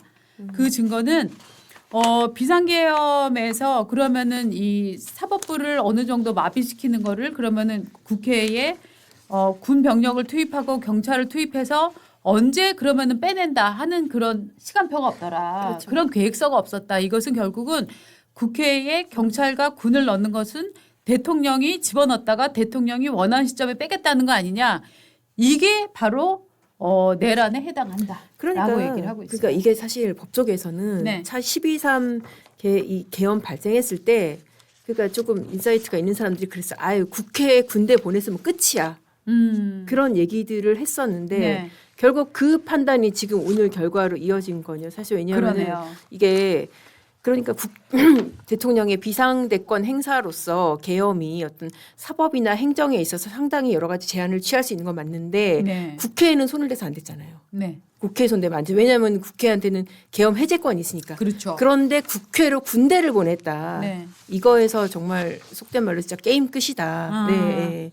오늘 그런 그 이제 논리인 마지막 것 같아요. 부분에 이제 네. 재판부가 윤석열 전 대통령에 대해서 양형 이유를 밝혔는데 네. 일단 그 감경을 해줄 수 없는 사유를 쭉 5가지를 열거를 했어요. 일단은 내란을 주도했다가 첫 번째고 두 번째로는 다른 사람들을 관여를 시켰다라는 것이 있었고 세 번째로는 막대한 사회적 비용을 지출하게 했다라는 거고 네 번째로는 전혀 사과를 하지 않았다라는 것이고 다섯 번째로는 본 재판이 진행되는 동안 매우 여러 차례 출석을 거부했다. 이것이 5가지 감경해 줄 수 없는 사유였고요. 그다음에 이제 감경 사유라고 하는 것은 검찰이 사형을 구형했는데 그 이제 무기징역을 선고했는데 첫 번째는 치밀한 계획이 없었다. 그다음에 물리력을 자제했다. 예컨대 실탄을 지급하지 않았다. 그다음에 이게 전과가 없었다. 그러니까 아주 그 뭐랄까요? 좀 그 이제 진부한 표현일 통상적이죠. 수 할 수 있는 거죠. 하지만 통상적으로 넣어야 되는 것 같아요. 그렇죠. 네. 장기간 공무원 생활을 했다. 네. 그다음에 60세가 넘었다. 65세. 65세 고령이다. 네. 뭐 이런 걸 해가지고 예. 무기징역을 선고를 했습니다. 네. 그러니까 이게 솔직히 이 판결을 보면은 네. 한덕수 재판부의 이진관 부장판사가 음. 이게 너무나 뛰어넘고 논리를 뛰어넘고 굉장히 양형도 거칠게 했다는 그렇죠. 생각이 네. 들어요. 그래서 네. 볼수록 이게 바로 양형 이후에서 이 사건은 너무나 중요해서 전례를 따를 수 없다 이러면서 위로부터의 내란 그 중요한 개념을 양형 위에서 톡하니 들이밀었었거든요. 네. 네. 이진관 부장판사가. 그렇죠. 네. 근데 사실 직위원 재판부는 그거는 아니잖아요. 네. 네. 그러니까 통상적인 양형 이유들 들고 뭐 네. 예, 그렇게 했는데. 그러니까 사실은 네. 이 만약에 이 이진관, 직위원 두 부장판사의 그 뭐죠? 근무 평점을 매기는 제가 상급자라면 진짜로 야, 여기는 지나치게 과격함이라든가 네. 논리가 부족함이라든가 뭐 이런 식으로 썼을 것 같아요. 왜냐하면 오늘 이 판결을 이렇게 들어보면 그때 그 굉장히 판사가 격정에 사로잡혀서 네. 어떤 정치적 지향성을 드러내는 것과 이 판사가 이런 부분은 역사적 맥락이 이런 거고 이런 부분은 이런 주장도 있지만 이렇기 때문에 배척할 수밖에 없고를 그냥 쭉쭉쭉쭉 이 오늘 직위원 부장판사의 이 선고문을 보시면 직위원은 좌파입니까 우파입니까? 가늠할 수가 없어요. 맞아요. 네. 판사는 그래야 되는 거 그렇죠. 아닙니까? 맞습니다. 네. 그래서 그러니까 저는 정말 그런 얘기를 많이 들었는데 이진관 부장판사에 대해서는 아 진짜 판사들이 정말 저렇게 하면 안 되는데 왜냐? 네. 사실 법대에서 판사가 검은 옷을 입고 있는 이유는 사건에서 한 발짝 떨어져서 보라는 거거든요. 그렇죠. 자기가 피해 당사자인 것처럼 그렇죠. 그렇게 사건에 감정이입을 했단 말이죠. 그렇습니다. 네. 예. 그럼 선고하면서 눈물 흘리고 그렇죠. 내란을 끝낸 목매하고. 거는 국민의 용기. 아 이거는 정말 네. 정말 에바죠. 정말 요즘 네, 말로. 네, 네. 네. 저는 정말 그래서 오늘 직위원 부장 판사를 보면서 마치 직위원 부장 판사가 지난번에 무슨 뭐 단란주점 뭐 성접대 막 네. 이런 막 가짜 뉴스 퍼뜨려갖고 막 난리가 났었잖아요. 음. 그랬을 때 나왔던 뭐 이를테면 직위원 부장 판사가 근데 좀 가벼운 거 아니야라고 일부에서 흘러나왔던 얘기가 오늘 사실은 이 선고를 이렇게 가만히 집중해서 들으면서 아 이분은 비록 말투는 맞아요. 민간인 말투처럼 하잖아요. 그렇죠. 네. 그래서 가벼워 보일 수 있지만 가족을 논리구성이나 네. 예, 논리구성이나 이런 부분에 있어서는 참으로 들만하다라는 생각을 그렇죠. 했어요. 네. 예. 이게 사실 어떻게 보면은 그동안 법원 내부에서의 평가도 그랬었어요. 그러니까 직위원이 보이기가 저렇게 가벼워서 그렇지 네. 굉장히 똑똑한 사람이다. 그렇더라고요. 나중에 판결 쓴 거 보면 알 거다. 네. 이제 뭐 그런 얘기들을 하긴 했었거든요. 네, 그리고 네. 네, 한 가지 네. 오늘 그 판결문에 이제 막 시작하자마자 한 발언이 있어요. 그러니까 대통령의 불소추 특권이 있는데 이번의 경우에는 포함될 것인가 여부를 얘기를 하면서 네. 대만과 일본 사례를 들었어요. 네. 그렇죠. 이제 그러면서 대만에서는 소구라는 표현을 쓰고 일본은 소추라는 표현을 쓰는데 그러나 소추의 수사 자체는 포함이 안 된다. 이런 표현으로 그래서 불소추 특권에 해당되지 않는다는 식으로 이야기를 했습니다. 네. 사실 이것도 또 확장적으로 해석하면은 수사도 포함이 안 된다고 한다면은 그럼 뭐 재판은 뭐 거기에 그렇죠. 대해서도 의문이 제기될 수가 있는 부분인 거죠. 그렇습니다. 네. 그렇습니다. 자, 오늘 또 정치인 이름이 아까 판결 저 문에서도 나왔습니다. 선고문에서도 그렇죠. 뭐냐면은 방첩사 그 여인영 사령관인가요? 그분 얘기를 하면서 이렇게 얘기했어요. 14명 체포 명단을 사실로 받아들이고 수방사 B원 벙커로 이동을 시켰다. 적어도 이제 체포군이 출동을 해서 우원식 국회의장, 이재명 민주당 대표, 한대훈 국민의힘 대표를 체포해서 B원 벙커로 이송을 하려고 했다. 뭐 이런 워딩도 나오고요. 또 그 다음에 민주당과 여론조사꽃 여기에 병력을 출동시키려고 했었다. 뭐 이런 또 워딩도 나오더라고요. 그렇죠. 예. 우원식, 이재명, 한동훈 등을 우선 체포 구금해서 네. 벙커로 이송한다는 그 임무를 부여받은 것으로 네. 보인다. 네. 그러면 이 판결문 전체는 나중에 이제 어디까지 공개가 될지는 모르겠지만 아무튼 뭐 이건 책 한 2억 원 될 판결문 분량이 될 것 같아요. 그러니까 네. 지난번에 그 한덕수 전 총리에 관한 판결문이 한 수십 페이지 됐거든요. 맞아요. 근데 이번에는 그럼 700페이지가 넘어가지 않아 1000페이지 가까이 되는 거 아닙니까? 그럴 수도 있죠. 네. 근데 사실 제가 그 300몇 페이지 되는 거를 갖다 봤었는데 네. 한덕수 총리 판결문 같은 경우에는 대부분이 뭐냐면은 CCTV 해설이에요. 아. CCTV 장면 있잖아요. 몇 네. 분에 뭐하고 몇 네. 분에 뭐하고. 그래서 네. 물론 이제 이 사건의 공소사실 한덕수 총리의 공소사실 자체가 그러니까는 그 뭐 단전 단수 부분을 의논을 했느냐 그리고 이제 비상계엄 선포문을 받았느냐 안 받았느냐 이거기 때문에 그게 CCTV로 드러나는 뭐 그런 동작을 뭐 어쨌든 해설하기 위해서라도 뭐 동원이 불가피한 부분이 있긴 한데 하여튼 대부분의 그런 논지가 다 거기에 좀 많이 치우쳐 있긴 맞습니다. 하더라고요. 네. 그때 이제 이진관 판사는 그 300수십 페이지 중에서 이제 절반쯤인 140페이지를 그대로 읽었어요. 글자 그대로. 그렇죠. 그 뒷부분은 이제 지금 말씀하신 것처럼 재판 과정에 나왔던 증인 참고인들의 그 재판에서의 발언을 이제 요약 정리를 해놓은 건데 오늘 이제 직연 판사는 전체적으로 몇 가지 포인트를 짚어서 이렇게 대목대목 요지를 읽어가는 그런 느낌이었거든요. 그 그래서 내공이죠, 진짜. 네, 네. 그래서 세부 사항이 다 드러난 판결문 전체는 아마 얼마나 될까요? 그 한덕수 전 총리에 대해서 두세 배를 좋게 넘지 않을까 이런 예상도 해봅니다. 맞습니다. 네. 왜냐하면 또 사실 내란 본체에 대해서 판단을 네. 하는 것이기 때문에 네. 그 분량은 훨씬 넘어설 것 같으네요. 네. 오늘- 많이 예. 굉장히 뭐 또 실망들 많이 하신 것 같아요. 우리 독자분들은 그럼요. 또 네. 예. 많은 분들께서 특히나 이제 네. 윤석열 전 대통령을 지지를 하시거나 혹은 기본적으로 민주당의 사실은 뭐 정말 거의 저는 폐악질 수준이었다고 생각을 하는데 행정을 할 수 없을 정도의 그냥 탄핵 연달은 탄핵들이 일어났었잖아요. 그리고 네. 판사까지 검사들 탄핵하고 이런 상황에 정말 울분을 느끼셨던 분들은 아니 도대체 당신 민주당의 행위는 아무 제재를 받지 않았는데 왜 그에 반응한 윤석열 대통령이 이렇게 가혹하게 처벌받아야 되냐 이런 생각들을 갖고 계시는데 저는 기본적으로 이런 생각은 들었습니다. 민주당의 행위는 매우 문제가 있지만 불법은 아니었던 거죠. 그렇죠. 네. 문제는 결국 법치국가에서는 어떤 행위가 법을 건드렸느냐 안 건드렸냐의 행위로 판단이 되는 거 맞습니다. 아니겠습니까?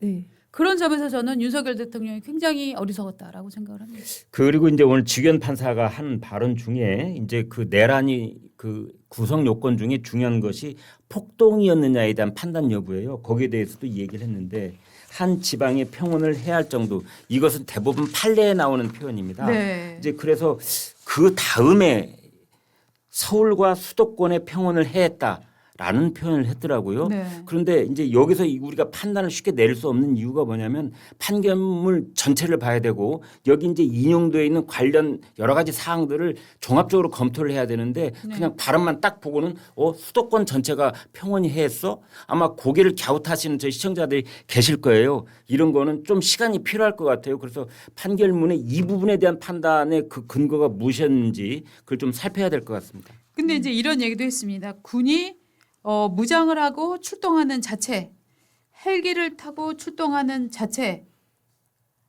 이런 것들이 그렇죠. 이런 것들이 폭동에 포섭이 된다. 그러니까 그렇습니다. 포함이 예, 된다라고 그렇습니다. 이제 설명을 하더라고요. 그 무장 출동을 폭행 했다. 협박. 예. 예, 헬기 동원했다. 그렇죠. 몸싸움을 벌였다.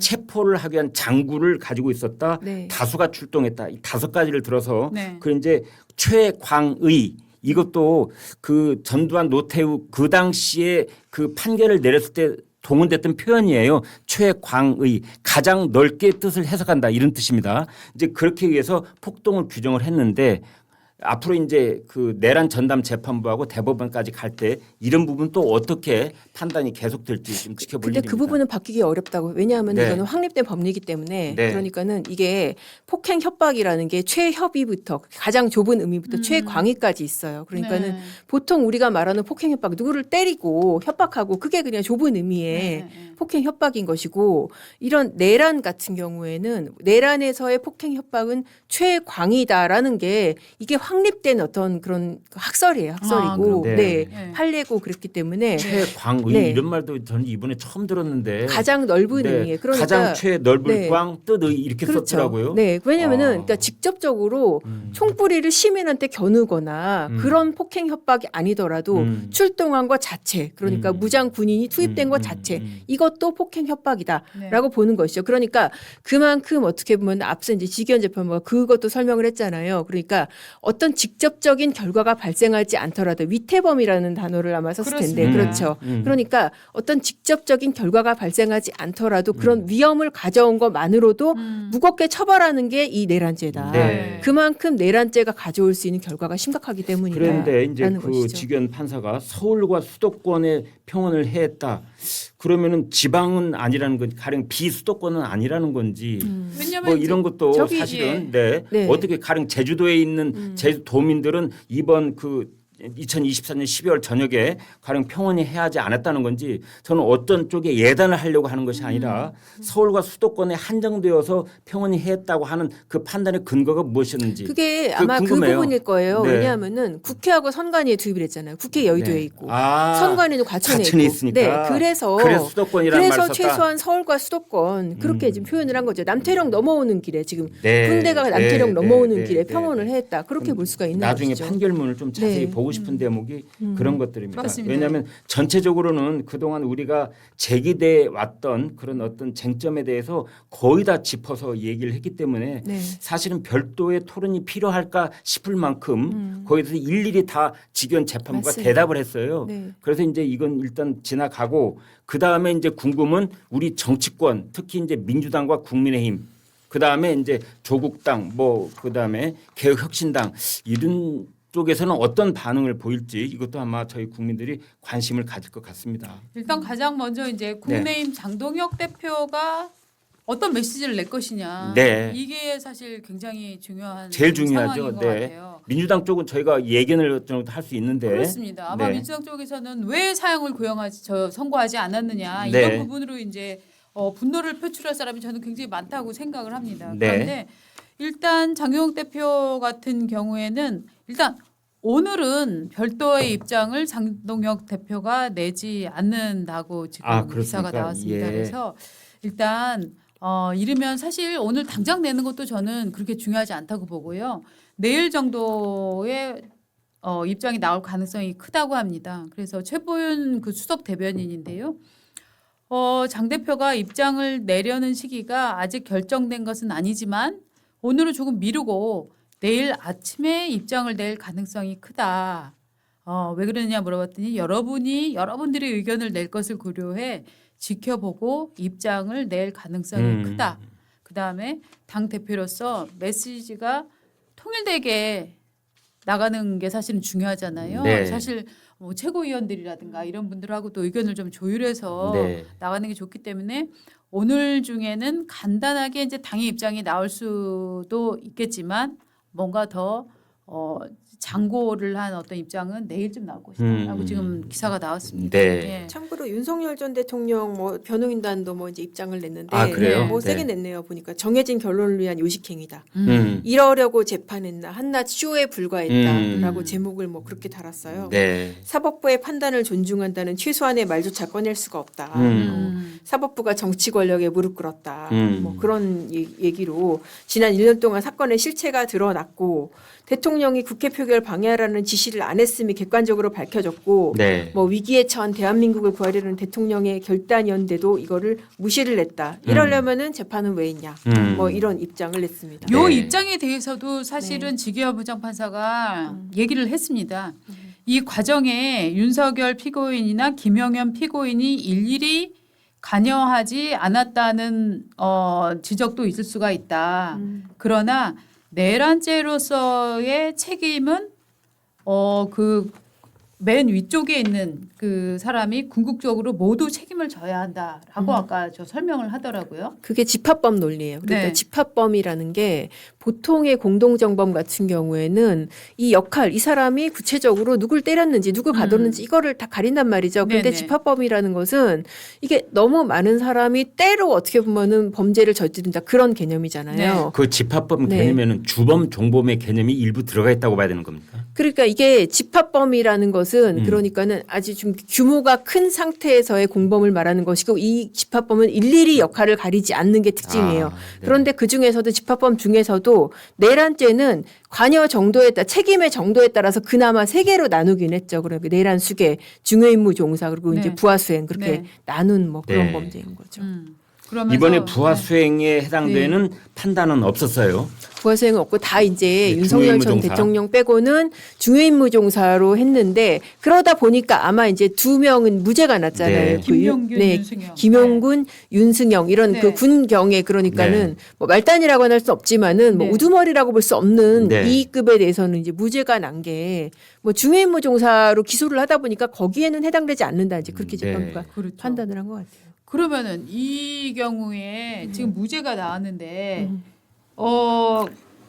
이를테면은 무슨 소리야 이거 참을 수가 없어라고 해서 특검이 네. 이 두 사람에 대해서 이제 항소를 할 가능성이 있다고 보십니까? 당연히 하겠죠. 그렇죠. 네. 사실 뭐 지금 추세가 뭐 이재명 대통령이나 민주당에 관한 거는 지금 검찰이나 특검이나 항소 안 하잖아요. 네. 근데 이거는 지금 내란 특검의 재판에서 어쨌든 일부라도 무죄가 난 부분은 당연히 항소를 할 거고요. 아마 윤석열 전 대통령 부분에 있어서도 자기네들은 사형 구형했으니까 네. 무기징역 나왔다고 그래서 뭐 이 부분도 항소는 하지 않을까 싶습니다. 그렇죠. 네. 항소를 뭐 거의 할 게 틀림없어 보이는 그런 저도 느낌이 드는데 네.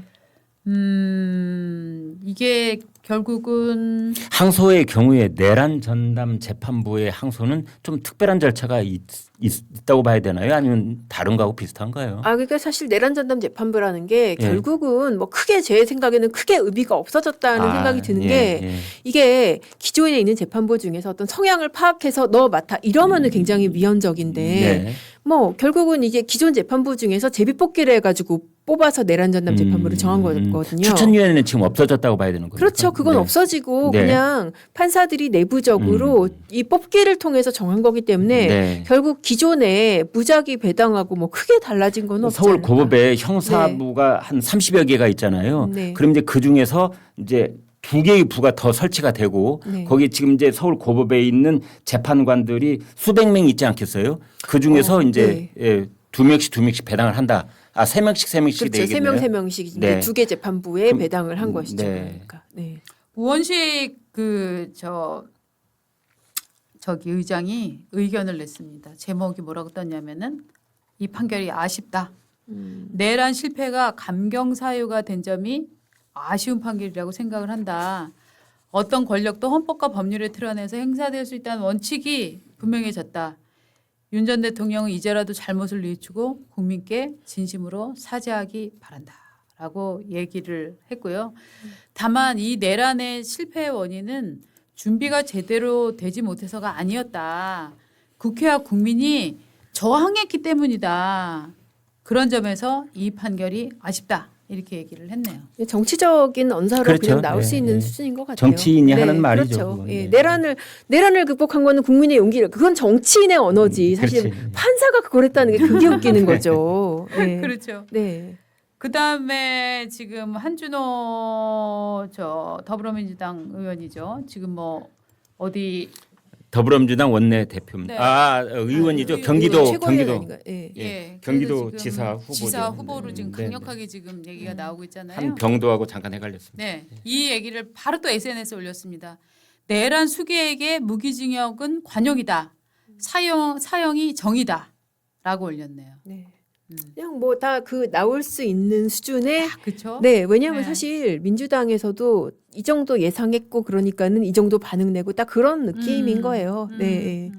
그러니까 어떻게 보면은 약간 후폭풍의 측면에서 좀 가장 적은 판결 수준이 아닐까 싶어요. 그렇죠. 네. 네, 후폭풍 면에서는 참 그럴 겁니다. 왜냐하면 만약에 이제 이게 공소기각 쪽으로 나갔다면 아까도 저희가 뭐 방송 초기에 전해드렸지만 정청래 대표가 그랬잖아요. 무슨 뭐 거의 민중봉기 일어날 것이다 수준의 얘기를 했었는데 정확하면 어디 조희대 사법부에 진격할 진격할 가능- 네. 조희대 사법부로 진격할 그럴 일을 만들지 마라 뭐 네. 이런 식으로 경고를 했었는데 네. 이게 정말 만약에 이제 공소 기각이 났다고 판단을 해보십시오. 상상을 해보십시오. 네. 무슨 일이 일어났을까요? 아, 지금 그러면은 이제 서초동 일대 다시 마비되고 네. 정말 폭력 사태 날 수도 있죠. 정말. 네, 그러면은. 네. 정말 저는 정청래 민주당 대표의 저런 발언은 정말로 법치의 안정성을 저는 훼손하는 발언. 아니 이번 이게 정말 선거하고- 내란 선동 아니에요, 진짜? 이번 선거와 전혀 관계없이 네. 그 정청래 대표의 이제 선거가 있기 전에 조희대 사법부에 진격할 수도 있다라는 네. 취지의 그 발언은 이건 반드시 사과를 받아야 될 또는 맞습니다. 형사 처벌 대상의 여부도 검토를 해야 될 그런 발언입니다. 아니 네. 지금 법의 국제를 만들 게 아니라 맞습니다. 이게 정말 이렇게 사법부를 협박을 하고 네. 전 정말 협박이라고 네, 생각을 협박이죠. 하는데. 예. 네, 여당의 대표가 이거를 사법부를 만약 협박을 서울 한다. 중앙지법에서 자기를 기대하고 이만큼이라도 수틀린 판결이 나오면 난입하라는 걸 선동하는 거하고 비슷하게 들리잖아요. 그렇습니다. 저는 정말 진격하라니 위험한 발언입니다. 어디로 진격을 해요 지금? 이게 만약에 정말 그렇게 해서 난입이 이루어지고 진격이 이루어지면은 이게 사실 이거 내란 아니에요. 그러니까 정말 그렇습니다. 헌법기관의 기능 행사를 불가능하게 하는 맞습니다. 이거 아니에요. 진짜 폭행 협박. 네. 아까 뭐였죠? 네. 광의가 광의가 아니라 이거는 최광의. 최광의. 이거 최광의도 아니고 만약에 네. 정말 그렇게 해서 쳐들어간다 그러면은 와 이거는 정말 지금 우리 네. 양은경 기자 진짜 깜짝 놀라네요. 그 발언에 대해서. 저희도 아까 정말 분노하지 아이, 않았습니까? 그럼요. 네. 네, 진짜 놀라운 발언이에요. 근데 어떻게 보면은 전체적으로 이변은 없었다. 네. 네. 이제 그렇게 오늘까지 진행이 됐고 아무튼 작년 12월 3일 밤 10시 반 무렵에 이루어진 비상계엄 선포 그리고 이제 오늘까지 443일에 이르는 윤석열 전 대통령의 비상계엄 선포와 그 이후에 이루어진 일련의 사법 처리 그것이 일단은 한 고비를 넘어가는 그런 판단과 선고가 있었다. 이렇게 보면 될 것 같고 이제는 이제 여기 관련자들에 대해서 추후로 내란 전담 재판부에서 이제 제2심 그리고 대법원 판결 이런 걸로 쭉 이어질 것으로 보입니다. 이게요. 참 증시라는 게 굉장히 돈에 민감한 사람들이 있는데 아닙니까? 네. 오늘 주식시장이요. 170.24포인트가 올랐답니다. 이 오른 이유가 뭐냐면은 어쨌든 이 결정에 이 선고에 찬성을 하건 반대를 하건 어쨌든 이 사태는 한 번은 일단락됐다. 라는 그렇죠. 마음 때문이라고 해요. 지금 분석들이 나오는 게 네. 결국 한 번 매듭은 지어졌다. 그렇죠. 네. 그게 이 매듭 때문에 어떤 분들은 우리나라에는 정의가 사라졌다라고 생각을 하실 거고 또 어떤 분들은 우리나라에는 정의가 살아있다라고 생각을 하실 텐데 시장이 제일 싫어하는 게 불확실성이거든요. 아, 그래서 가령 네. 오늘 그 이제 직원 재판부의 판단이 예상과 달리 매우 그 깜짝 놀랄 만한 그런 판단이 나올 경우에는 주식 시장이 또 요동칠 가능성이 있는데 그것이 이제 그대로 이루어져서 아마 그 뭐 삼성전자 같은 꽤 많이 오른 것 같아요. 찾아보지는 않았는데 그런 상황이 이게 직접적 관련이 있는지에 대해서는 누구도 말할 수 없을 겁니다. 뭐 이게 없었더라도 오를 주식이면 올랐을 텐데요. 맞아요. 네. 근데 4.86% 올라서 19만 원. 아 그렇군요. 오늘 SK 하이닉스는 지금 네이버에 나오는데 14,000원 올라서 89만 원. 와. 네. 현대차 51만 3천 원. 이거 50만 원 안 하던 게 현대차가 50만 원이 넘었고요. 네. 많이 올랐네요. 네. 그러니까 확실히 증권 시장에서는 오늘의 이 선고가 뭐 예상한 폭에서 이루어졌다. 그렇게 그렇죠. 보고 있는 것 같아요. 근데 네. 지금 이제 시간으로 정확히 말하면 그 선고가 4시 2분에 있었고요. 네. 이제 주식 시장은 3시 반에 문을 닫고 그다음에 넥스트 주식 시장이 있습니다. 그래서 그 3시 반 이후에 저녁 8시까지 이제 네. 별도의 주식 시장이 움직이는데 일단 3시 반까지는 선고 결과를 모르고 주식 시장이 움직였다 이렇게 볼 수가 있겠고요. 코스피 같은 경우에는 3시 반에 마감한 수치를 가지고 이제 얘기를 하는데 지금은 이제 삼성전자 지금도 주식 거래가 이루어지고 있어요. 4시 지금 몇 분입니까? 5시가 다 되고 있는데 지금도 이제 등락이 거듭되고 있습니다. 삼성전자는. 저 주식이 끝난 게 아니에요? 네. 넥스트 아니, 시장이라고 시간의 그래서 거래로. 네, 전주 와. 8시까지 합니다. 네. 죄송합니다. 제가 주식 시장을 잘 몰라갖고. 아, 네, 네. 별 예. 장외 거래. 네. 그 장외 거래가 아니고 시간의 우리나라 거래. 주식 시간의 시장이 거래. 두 군데가 있어요. 예. 그래서 그 코스피를 하는 네. 주식시장이 있고 또 이쪽은 넥스트라고 그래서 네. 또 다른 주식시장이 있습니다. 장외는 아닙니다. 그러네요. 예, 네. 장동혁 대표가 내일 어떤 메시지를 낼 거라고 생각하세요? 글쎄요, 이제 그 부분은 아마 지금 국민의힘 지도부 장동혁 대표 최고위원들 그리고 뭐 국민의힘 의원들 335 모여가지고 네. 아마 복잡한 그런 이제 설계도를 그리고 있을 것 같고 사실은 어느 정도는 예상을 하고 있는 의원들도 있었을 거예요. 네. 이제 결국 국민의힘은 이제 어떤 메시지를 내느냐에 따라서 6.3 지방선거에 이 어떤 영향을 미칠 것인가 네. 이걸 최우선적으로 생각을 해볼 거고 그다음에 장동혁 대표는 이른바 윤석열 대통령과 전련해야 된다는 그런 압박을 받아오고 있었는데 그 장동혁 대표가 오늘 1심 선고를 보고 입장을 내놓겠다라고 계속 미뤄왔어요. 이제 그래서 그것이 이제 내일 나와야 될 텐데 오늘 저녁에 가령 예를 들어서 오늘 저녁에 주요 방송들이 있잖아요. 저녁 9시 뉴스 예를 들면 KBS 그다음에 TV조선 포함해서 이제 이 뉴스의 장동혁 대표의 메시지는 어떻게 나올 것인지 아마 일보를 보면은 오늘은 일단 자제를 하고 가령 그 당 그 의원들 뭐 총회를 연다든지 또는 최고위원 회의를 이제 비공개로 오늘 저녁에 한다든지 해서 내일 아침에 내놓겠다라고 했는데 그러나 또 이제 또 돌발 변수가 생길 수도 있다 이렇게 봐야 되겠습니다.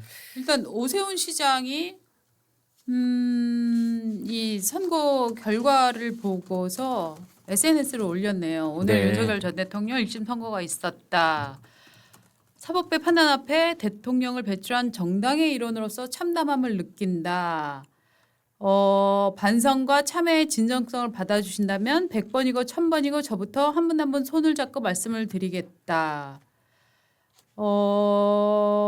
이렇게 얘기를 했네요. 그다음에 전륜에 대해서도 얘기를 한 것 같네요. 네. 이것은 분열이 아니라 골문 상처를 도려내고 새살이 돋게 하기 위한 과정이다. 네. 보수가 다시 서기 위해서는 반드시 거쳐야 할 통증이다. 네. 이렇게 얘기를 했습니다. 네. 네. 장 대표는 뭐 오늘도 안 내고 뭐 내일까지도 지켜보고 또 하겠다고 하는 것 글쎄요. 같아요. 네. 입장을 내기가 싫겠죠 아마. 네. 이제 싫은 감정도 있고 그다음에 굉장히 그 정치 공학적으로 따져도 복잡한 측면이 있을 겁니다. 그러니까 이것에 대해서 가타부타 어느 쪽의 입장을 낼 것인지 그다음에 그 발언의 수위를 어느 정도 할 것인지 그다음에 이것은 6.3 지방선거와 어떤 영향을 앞으로 이제 그 구축해 나가게 될 것인지 등등에 대한 그런 판단을 해야 되지 않을까 싶습니다. 네. 한동훈 전 국민의힘 대표는 입장을 냈나요? 아직 안 낸 것 같네요. 아직 없는 것 같아요. 예, 저는 한동훈 대표는 조금 천천히 내는 것도 저는 나쁘지 않다고 생각합니다. 예. 과거에 한동훈 대표의 그 전 대표의 이 행적을 보면 너무나 서두르고 너무 성급하게 뭘 해서 저는 일을 그르친 적이 좀 있다고 생각을 하거든요. 그래서 저는 만약에 언제쯤 내야 되느냐라는 걸 누가 묻는다면 저는 한동훈 대표는 좀 천천히 내도 괜찮다라는 생각을 해요. 아직까지는 뭐 페이스북에 뭐 올라온 게 없네요. 새로 네, 올라온 네. 게. 그래서 왜냐하면 오늘은 사실은 누가 이기고 지고의 문제가 아니라 보수 그 지지자들에게는 굉장히 아픈 날입니다. 그렇죠? 그러니까 이를테면은 윤석열 전 대통령을 지지하건 지지하지 않건 계엄에 대해서 어떤 판단을 갖고 있건 오늘은 보수에게 분명히 아픈 날이기 때문에 이런 날 한동훈 대표가 어떤 메시지를 낼지는 모르겠으나 포용적 메시지를 낼 리는 별로 저는 없다고 생각을 하거든요. 근데 그럼 결국은 이제 상처를 아프게 하는 그런 메시지라면 저는 일단 보수 지지자들의 마음을 좀 되돌리기 위해서는 낼 필요 없다라는 생각도 좀 드네요. 반면에 이준석 개혁신당 대표는 반응을 냈어요. 네. 이제 윤석열 무기징역 선고에 대해서 네. 마땅한 판결이다. 용서받을 수 없다. 제목은 그렇습니다. 민주공화국에서 주권자를 적으로 삼은 권력은 결코 용서받을 수 없다. 대통령이라는 이름으로 헌법을 유린하고 국민이 부여한 권력의 칼날을 국민에게 겨눈 자에게 법원이 중형을 선고했다. 이렇게 반응을 보였습니다. 굉장히 용을 세게 썼네요. 네. 그렇죠. 예, 예. 이제 이준석 대표 입장에서는 그 윤석열 대통령하고 이런저런 감정의 그 앙금도 사실은 있습니다. 그러니까 계엄 선포가 이제 법리적으로 잘못됐고 우리나라 정치 또는 사회 전반 국가에 대해서 그 무거운 실수를 한 것이다라는 이 판단 플러스 알파가 있는 셈이죠. 그러니까 사실 어떻게 보면은 뭐 이준석 대표를 당 대표를 내친 뭐 네, 그 네. 부분에서부터 그 부분, 어떤 네. 건 이 정부의 어떤 파열과 파멸이 조금 그렇습니다. 시작이 된 전조가 아니나 싶어요. 심지어 윤석열 전 대통령이 국민의힘에 입당할 때 그때 이준석 당 대표가 지방에 있을 때였어요. 그렇죠. 네. 네. 계속해서 뺄셈의 정치를 해오고 그 네. 결과가 지난 총선이었고 결국 그 상황이 이제 이 계엄까지 스스로 자폭에 이르는 그런 기반이 된 게 아닐까. 네. 지금 뭐 민주당 관련자들도 잇따라서 지금 메시지를 엄청나게 내고 있네요. 정청래 민주당 대표 내용 볼까요? 내란 우두머리 법정형은 최고 사형, 최저 무기징역밖에 없다. 내란 수괴에게 조희대 사법부는 사형이 아닌 무기징역을 선고해 사법 정의를 흔들었다. 국민의 법관정에 반하는 매우 미흡한 판결이라고 생각을 한다. 조희대 사법부는 12상 비상계엄 당시 국회로 달려오고 윤석열 탄핵과 파면을 목적껏 외친 비세혁명에 대한 명백한 후퇴라고 생각을 한다. 그다음에 또 이성윤 민주당 최고위원 법원 내란 우두머리 윤석열 무기징역 선고 도대체 납득이 되시나요? 라고 또 글을 올렸습니다. 자, 어차피 뭐 지지자들을 향한 거니까 사실은 어떤 뭐 통상적인 낼 수 있는 수준의 법관정이나 뭐 이런 거는 뭐 그냥 그닥 고려 안 하고 그렇죠. 예, 네. 하는 게 아닐까 싶어요. 아무튼 이제 2심 판단도 남아 있고 대법원 판단도 사실은 남아 있고 만약 그 이제 재판 소원이 이제 그 국회 본회의를 통과를 해서 사심제가 된다면 헌법재판소까지 갈지는 모르겠으나 이제 이론상으로는 헌법재판소까지도 갈 수 있는 그런 사안이기는 합니다. 그 시점이 다 끝내려면 앞으로 한 2, 3년 걸리지 않겠어요? 어떻게 보세요, 양 기자님은? 아마 근데 지금 이 또 특검법에 따라서 네. 1심 6개월하고 2심 3심 저는 3개월로 기억하는데 다시 아, 한번 확인해봐야 그렇습니까? 되는데 그러면 지방선거 이전에 특검법상 재판 기한이 있을 거예요. 그렇기 때문에 그 기한을 웬만하면은 지금 분위기에서 법원들이 어기지 않으려고 할 것이고 대법원 판결까지가 6월 네. 3일 이전에 가능한 영역 속에 있는 겁니까? 아 그렇진 않죠. 만약에 3개월이라고 하더라도 지금 2월 중순인데 20까지 가는 네, 그 그렇죠. 상소심까지는- 2심까지 네. 잘하면 2심까지 가능한 뭐 가능하다. 그런 상황일 수 있을 것 같아요. 그리고 이제 6.3 지방선거 끝나고 대법원 판결이 있고 네. 이제 그렇게 될 텐데 뭐 전체적으로는 글쎄요 역사적 그 역사의 법정에서는 이제 나중에 또 어떤 판단이 내릴지 왜냐하면 저는 그 전두환 노태우 내란 그 재판부를 우리 다 같이 지켜봤잖아요. 그때도 지금보다도 더 뭐 몇 곱절 더 험악한 분위기 속에서 판단이 진행이 됐는데 또 정권이 김영삼 정권으로 간 다음에는 또 이제 그 사면을 받는 뭐 그런 조치도 있었기 때문에 뭐 지금 그런 얘기를 할 계제인지는 저는 모르겠습니다. 그러나 잠시 이제 이 숨가쁜 이런 상황을 좀 벗어나서 생각을 해 본다면 또 역사는 이렇게 한 페이지를 넘기는구나 이런 생각도 들고 그렇습니다. 네. 저는 이제 오늘 뭐 그 선거문 중에서 가장 인상적이었던 것이 성경을 읽는다는 이유로 촛불을 훔칠 수는 없다. 그렇죠. 네. 이게 가장 이번 사태를 음. 뭐 적확하게 네, 객관적으로 네, 네. 설명한 부분이 네. 아닐까. 한 문장을 뽑는다면 네. 그거고 그다음에는 그렇죠. 이제 왕도 국가에 대해서 반역할 수 있다. 네. 뭐 이런 말들. 네. 그러니까 법조문에는 없는 표현 중에서 그렇죠. 이번 판결문을 압축적으로 표현한 예. 문장 몇 개 중에 하나죠. 네. 그러니까 메시지 계엄에 대한 그 답변이 그러니까는 네. 성경을 읽는다고 촛불을 훔칠 수는 없다. 그렇죠. 하니까. 네. 네. 어떻게 그런데 보면 참 이 판결을 이제 직영 부장판사 손에서는 떠났습니다. 직영 부장판사는 그리고 인사가 돼서 네. 이제 다른 법원으로 옮기지 않습니까? 북부 지원으로 가죠. 그렇습니다. 네. 그러면 이제 그 과거에 직위원 부장판사가 룸사롱에서 뭐 여성을 끼고 술 마셨다 이런 주장을 했던 사람들 있지 않습니까? 네. 그 사람들은 고소 고발이 됐나요? 그거는 이제 반대편에서 뭐 무고죄로 고소 고발을 예. 해야 될 것 같은데 네.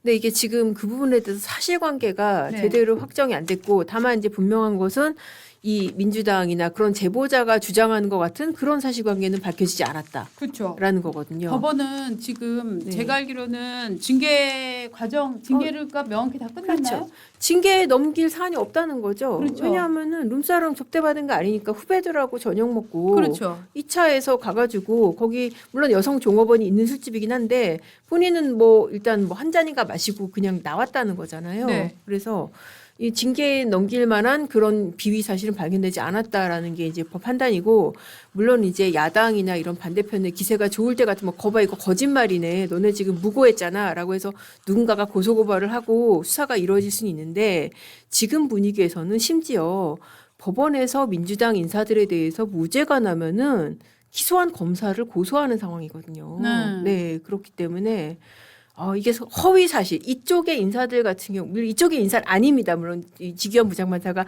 그렇게 치부할 수는 없지만은 어쨌든 이게 무고성으로 고소한 게 사실이 아닌 게 밝혀지더라도 네. 그 사람에 대한 책임을 묻기는 지금은 어려운 상황으로 보인다. 그러면 지기현 네. 부장판사의 그동안 훼손된 음. 그 명예와 또 그간의 스트레스는 누가 보상을 해주나요? 누가 그게 사과라도 그냥 하나요? 그러니까 사실 네. 어떻게 보면 이게 법원을 갉아먹는 요소인 게 네. 누가 사과도 안 해 책임도 안 져 법원이 그렇죠. 행정처가 막아주는 것도 아니야 그렇죠. 이거를 판사 개인이 다 감당을 해야 되는 그렇습니다. 상황이니까 그러니까는 정말 똑똑한 판사들이 중요한 사건 안 맡으려고 그러는 거죠. 그렇죠. 네. 그리고 뭐 무슨 인센티브가 있는 것도 아니고. 아니 진짜로 판사들 입장에서는 야 나 민주당이나 개딸한테 찍히는 판결하면 나 인생이 끝장나라는 공포만 엄청나게 지금 심어준 거 아닙니까? 맞아요. 이진관처럼 하면은 네. 저 다음에 차기 대법관 되겠다. 그렇죠. 그렇게 될 수가 있고. 오늘 그 지기현 판사가 한 판결 내용 중에 또 이제 저희 시청자들께서 그동안 궁금해하셨던 대목에 대한 답변이 있습니다. 뭐냐면 내란 그러는데 내란이 성립된 것이 아니라 내란 미수라고 볼 수 있는 측면이 있는 것 아니냐 이런 얘기를 했는데 양형 이유를 마지막에 밝히면서 이런 얘기를 했어요. 살인죄라고 하는 것은 죽어 있는 사람이 있어야 되는 그런 결과가 있어야 된다. 그렇습니다. 그러나 네. 내란죄는 행위 자체로 중형을 불가피하다. 맞습니다. 이제 이런 말을 했어요. 네. 이제 이런 대목이 그러니까 우리 법원이 바로 이 내란이 결국은 국회가 계엄 해제를 의결을 했잖아. 그리고 그 이후에 중앙선거관리위원회가 기능해가지고 선거를 계속 치러냈잖아. 이제 이런 거에 대해서 아니다. 그 결과가 있어야 되는 것이 아니다. 살인죄와 같은 것이 아니다. 이제 이런 판단을 이번 재판부가 했습니다. 그게 계속 강조한 게 그거예요. 국회에 군대를 보냈다. 그러니까 국회에 군대를 보냈는데 만약에 군대가 명령을 제대로 실행을 했으면은 국회의원들 다 끌어냈죠. 못 들어가게 막았죠. 그러면은 계엄 해제 안 되죠. 그러면은 정말 이 계엄 상태가 언제 끝날지 모르는 그런 상태가 된다는 거예요. 그래서 그걸 핵심이라는 말을 그렇죠. 이제 표현이 네. 하면서 군을 국회로 보낸 것이 맞습니다. 핵심이다라고 초반에 그렇게 얘기를 했습니다. 아이고. 인정된 사실을 얘기하겠다 네. 이렇게 얘기를 하더군요. 네, 네. 내란은 사실범이 아니다. 뭐 이런 얘기를 그렇죠. 이제 그러니까 한 이게 거죠. 위태범이라고 네. 위헌범이라고 해서 결과 발생을 필요로 하지 않는다라는 것이죠. 네. 네. 그러니까 어떻게 보면은 의도를 처벌하는 거네요.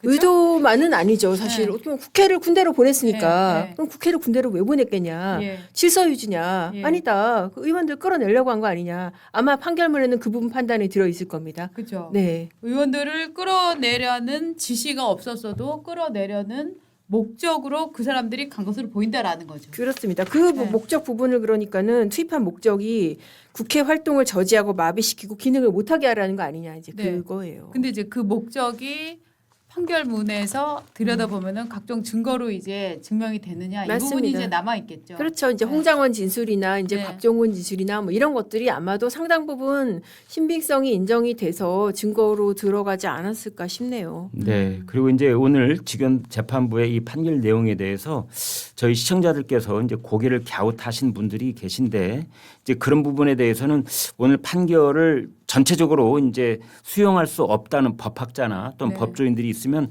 그런 내용의 것들은 저희가 다음 주에 조금 더 맞습니다. 내용을 좀 정리를 해서 네. 그것도 저희 시청자들께 함께 공유하도록 하겠습니다. 네. 오늘 말씀드리는 게 전부가 아닙니다. 맞습니다. 네. 예, 내일 오전 또 11시에 우리 양은경 기자가 이 판일기를 통해서 이제 자세한 내용들을 더 네. 설명을 해드릴 예정이니까 내일 또 네. 11시에 보시면은 네. 네. 엄청 중요한 내용들이 많이 나올 수 있을 거예요. 아유, 네. 또- 충실히 요약을 네. 해서 네, 네. 전달을 하겠습니다. 예.